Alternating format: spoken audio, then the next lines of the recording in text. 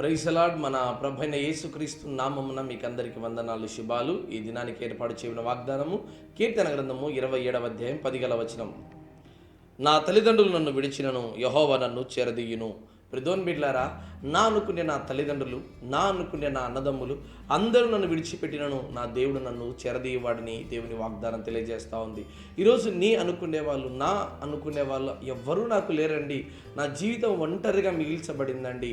నేను అనాథను కాను, అనాథగా బ్రతుకుతున్నాను. నా అనుకునే వాళ్ళు చాలామంది ఉన్నారు, కానీ నన్ను పట్టించుకునే వారు ఎవ్వరూ లేరని బాధపడుతున్నావా, కృంగిపోతున్నావా, కన్నీళ్లు విడుస్తున్నావా? దేవుడు ఈ దినాన నీకు తెలియజేస్తున్నాడు. ఏమిటో తెలుసా? నీ కన్నీళ్లను దేవుడు చూచి ఉన్నాడు. నీ తల్లిదండ్రులు నిన్ను వెలివేసిన, నీ బంధువులు నిన్ను తోసివేసిన నా దేవుడు నిన్ను చెరదీయవాడుగా ఉన్నాడు. ప్రిదోన్ బిడ్లారా, చూడండి, అన్నదమ్ములు, చాలామంది అన్నదమ్ములు ఉన్నారు. అందరూ కలిసి బ్రతకాల్సినటువంటి అన్నదమ్ములు ఒకానొక చిన్న తమ్ముని మీద ఇదిగో కోపము, ద్వేషము, పగ అన్ని పెట్టుకొని ఆయన చనిపోయాడని, ఒక మృగం వచ్చి చంపిందని తన తండ్రికి అయినటువంటి యాకోబుకు తెలియజేశాడు. ఇదిగో యోసేపు చనిపోయాడని, యోసేపు ఇక లేడని తన తండ్రి కన్నీళ్లు విడిచాడు. కానీ అన్నదమ్ములకు తెలుసు అతను బ్రతికున్నాడని, అతను అమ్మివేయబడ్డాడని. ఇదిగో సొంత అన్నదమ్ములే అతన్ని వెలివేశారు. ప్రిదోన్ బిడ్లారా, డబ్బు కోసం అమ్మివేశారు, చంపాలని పన్నాగం పడ్డారు.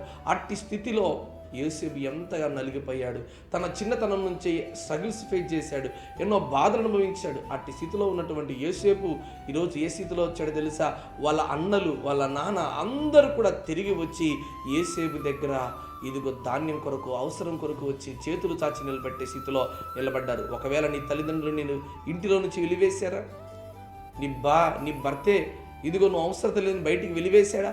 అయితే వాళ్ళే నిన్ను చేరదీసుకులాగున నా దేవుడు చేయగలిగిన వాడు. ప్రిదోన్ బిడ్లారా, అయితే యోసేపుకు దేవుడు తోడై ఉండెను. అతడు శ్రమలలో, కష్టాలలో, కన్నీళ్లలో అన్ని చోట్ల దేవుడు అతన్ని కష్టాలలో, కన్నీళ్లలో, ఇరుకులలో అన్ని చోట్ల యోసేపు దేవుని మీద ఆధారపడిన వాడిగా ఉన్నాడు.